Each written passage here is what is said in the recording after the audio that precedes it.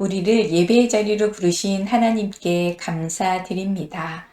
하나님 앞에 마음 모아 마음 다해 예배 드리겠습니다. 다 같이 사도신경으로 신앙 고백하겠습니다. 나는 전능하신 아버지 하나님 천지의 창조주를 믿습니다.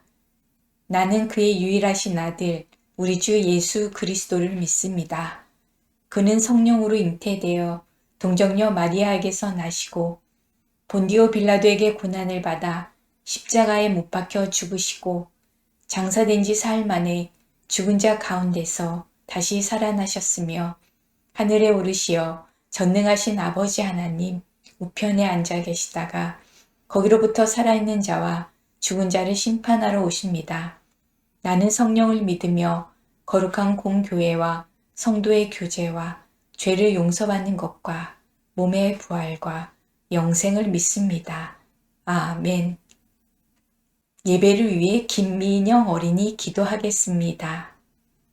하나님 아버지 감사합니다. 먼저 지난 일주일도 잘 지내게 해주셔서 감사합니다. 저희가 잘못한 것이 있다면 용서해 주세요. 항상 하루를 기도로 시작하게 하시고 즐겁게 하루를 마무리하게 도와주세요. 코로나19가 다시 대전에 확산되어서 다들 공포로 떨고 있어요. 주님, 저희를 코로나19로부터 도와주세요. 부정한 생각을 가진 사람들에게 긍정적이고 활기를 채워넣게 도와주시고 모두에게 긍정적인 마음을 잃지 않도록 해주세요. 오늘 말씀을 주시는 전도사님에게 하나님의 힘을 주시고 듣는 저희들에게도 큰 축복을 내려주세요. 예배를 주님께 맡기며 모든 것을 예수님 이름으로 기도드립니다. 아멘. 이 시간 찬양으로 우리의 마음을 하나님께 올려드립니다. 그분 따라 가련해 정성껏 찬양하겠습니다.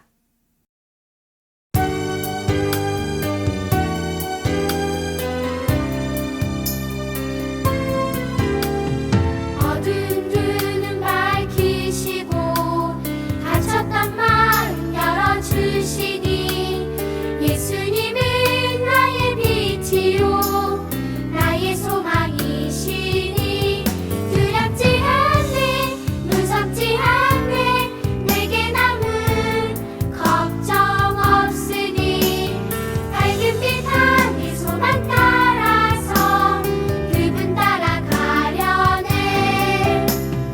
어두운 눈은 밝히시고 닫혔던 마음 열어주시니 예수님은 나의 빛이요 나의 소망이시니 두렵지 않네 무섭지 않네 내게 남은 걱정 없으니 밝은 빛 안에 소망 따라서 그분 따라가려네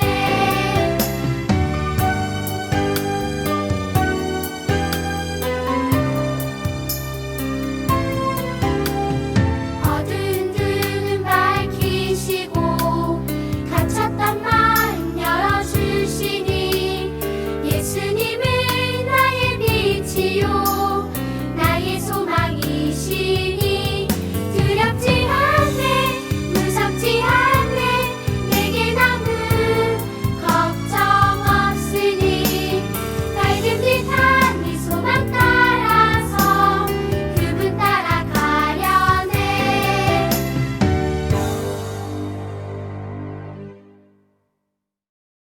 오늘 말씀은 사도행전 8장 26절에서 28절, 34절에서 35절 말씀입니다. 함께 읽겠습니다. 주의 사자가 빌립에게 말하여 이르되 일어나서 남쪽으로 향하여 예루살렘에서 가사로 내려가는 길까지 가라 하니 그 길은 광야라.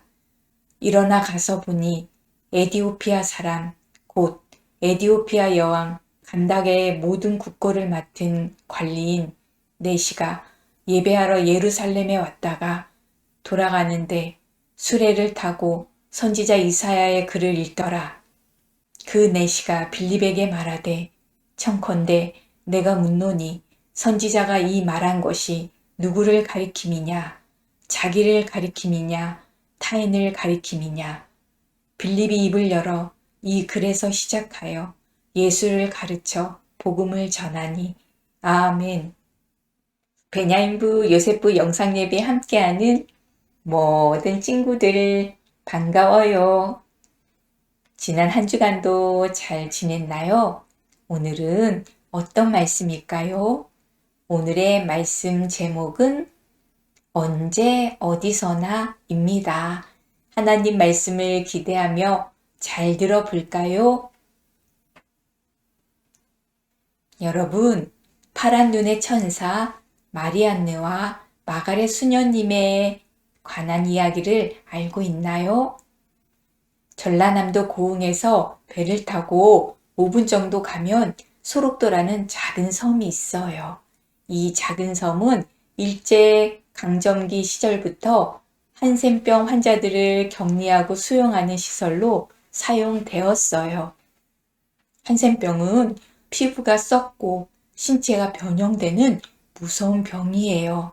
지금은 그렇진 않지만 당시만 해도 한센병은 전염성이 매우 강한 질병으로 여겨졌기 때문에 한센병에 걸리면 다른 사람들과 철저히 격리되어 생활해야 했어요. 그래서 사람들은 한센병 환자들이 모여서 생활하는 소록도를 죽음의 땅으로 여겼어요. 그리고 한센병 환자의 가족들마저 소록도를 꺼려 했어요.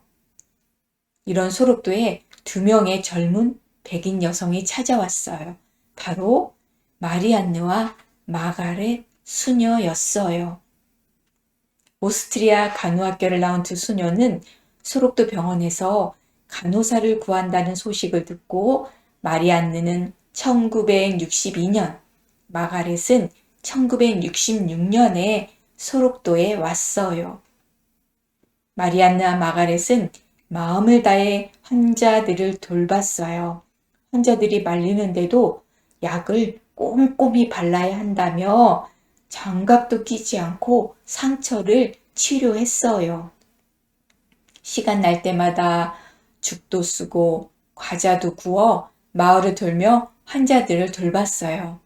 마을 사람들은 그들의 헌신에 크게 감동했고 사랑으로 섬기는 두 사람을 엄마라고 불렀어요.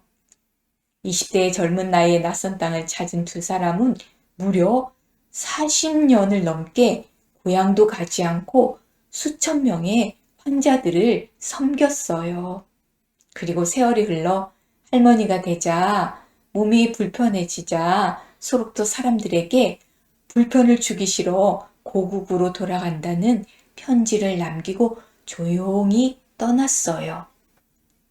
마리안느와 마가렛 두 수녀는 소록도의 아름다운 천사로 오랫동안 기억될 거예요. 마리안느와 마가렛 수녀의 이야기는 많은 사람들에게 감동을 줬어요. 그래서 두 수녀님의 이야기는 영화로도 만들어졌고 또 두 분이 노벨 평화상을 받게 하자는 운동을 펼치는 사람들도 있어요.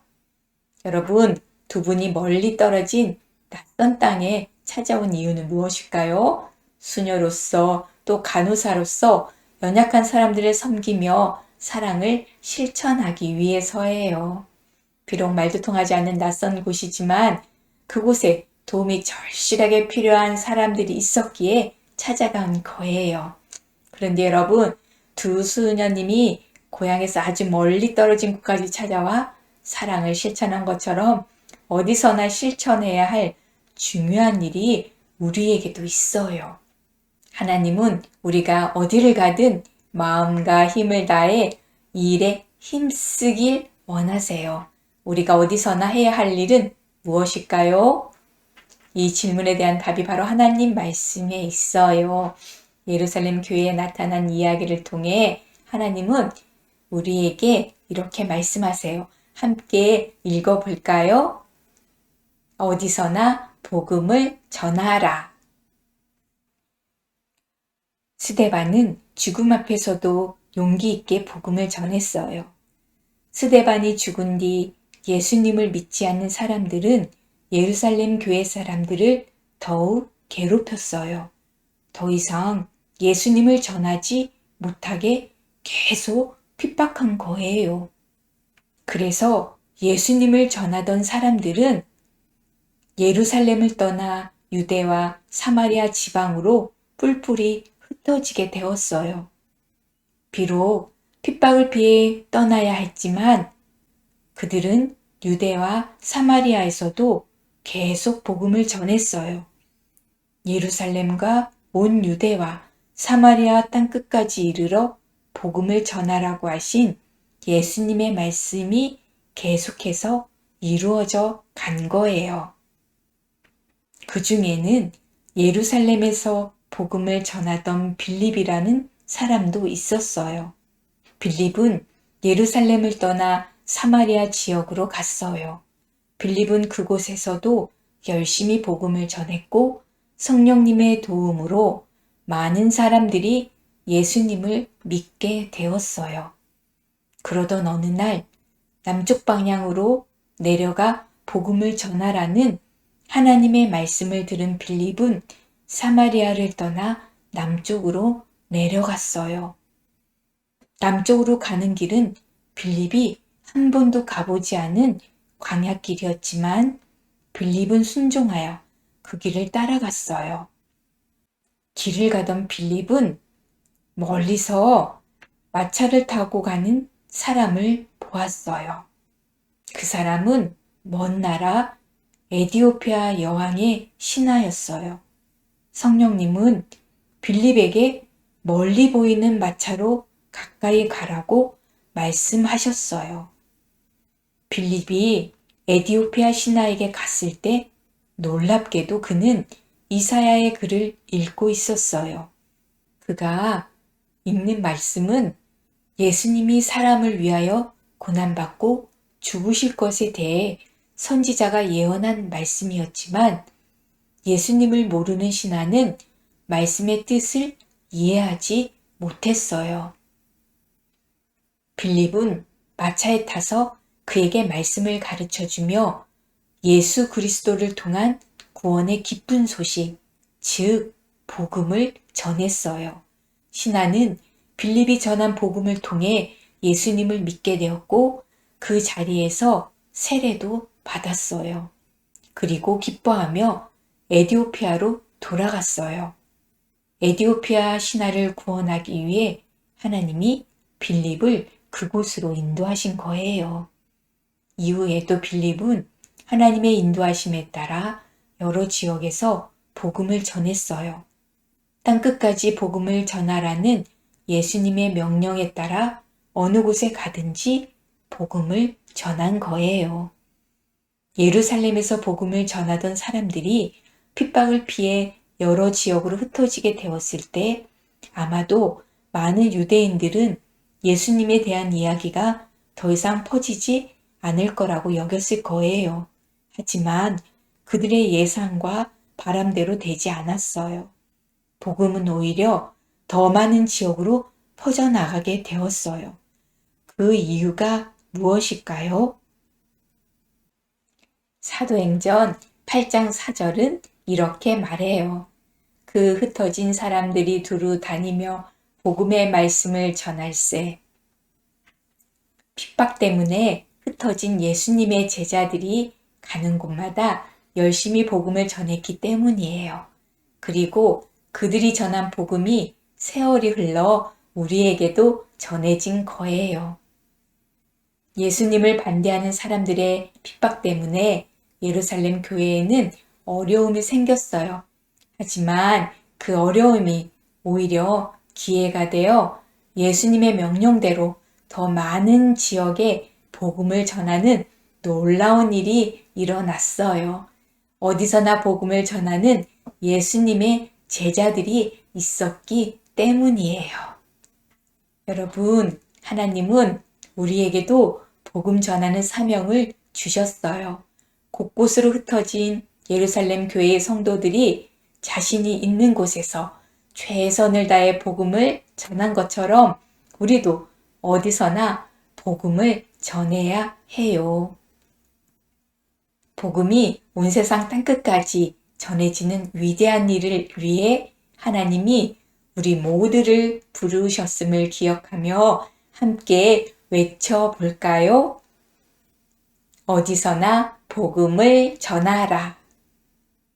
말씀을 기억하며 다 같이 기도하겠습니다. 하나님 아버지, 땅끝까지 복음을 전하라는 예수님의 명령대로 우리 모두 가까운 곳이든 먼 곳이든 어디서나 복음을 전해 많은 사람들이 예수님을 믿고 구원받도록 도와주세요. 성령님을 의지하고 성령님의 인도하심에 따라 복음을 전하여 복음이 확장되는 일에 쓰임받게 해주세요. 베냐민부 요셉부 모두 건강하고 안전하게 지켜주시고 260일 공동체 성경 읽기를 기쁘게 하며 완독할 수 있도록 도와주세요. 코로나19가 잠잠해지고 속히 종식되게 해주세요. 예수님의 이름으로 기도합니다. 아멘. 다 같이 주기도문 하겠습니다. 하늘에 계신 우리 아버지, 아버지의 이름을 거룩하게 하시며 아버지의 나라가 오게 하시며 아버지의 뜻이 하늘에서와 같이 땅에서도 이루어지게 하소서. 오늘 우리에게 일용할 양식을 주시고 우리가 우리에게 잘못한 사람을 용서하여 준 것 같이 우리 죄를 용서하여 주시고 우리를 시험에 빠지지 않게 하시고 악에서 구하소서. 나라와 권능과 영광이 영원히 아버지의 것입니다. 아멘. 베냐민부 요셉부 강구입니다. 베냐민부 요셉부 영상예배 함께하는 우리 친구들을 사랑하고 축복합니다. 코로나19 사회적 거리두기로 인해 당분간 영상예배로만 드립니다. 주일은 하나님께 꼭 예배드리며 영광 돌리길 바랍니다. 다음 주 기도는 서예빈 어린이입니다.